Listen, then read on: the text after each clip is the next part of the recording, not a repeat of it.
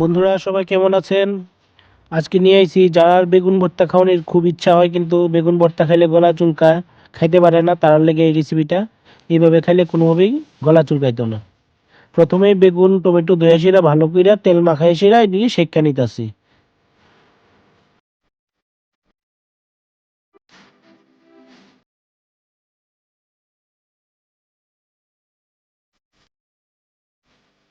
ভালো করে পুরো হয়ে গেলে এগুলোর খোসা ছাড়াই নিব।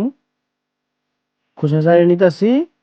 এখন একটু অল্প নুন দিয়ে সেরা এটার মধ্যে ভালো করে মাইখা নিব। আর একটা বড় সাইজের পেঁয়াজ আর কাঁচা লঙ্কা 5-6টা কুচি করে নিছি। এখন প্যানের মধ্যে তেল দিমু। তেল দিয়া 3টা শুকনা লঙ্কা ভাজুম। ভাজা সেরা এটা নামাই নিমু, গুঁড়া করে রাখুম। এটা পরে যখন প্রিপারেশনটা রেডি হয়ে যাবে তার উপরে দিব। এখন পেঁয়াজ কাঁচা লঙ্কা দিয়ে দিলাম। পেঁয়াজ কাঁচা লঙ্কা ভাজা হইলে এটার মধ্যে বেগুন আর টমেটো যে মাখাটা রেডি করছি ওইটা দিয়ে দিব। নুন দিবেন অবশ্যই স্বাদ অনুযায়ী।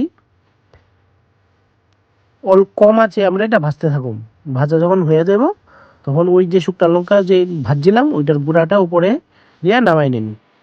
এইভাবে বেগুন ভর্তা খাইলে কোনো দিনও গলা চুলকাইতো না।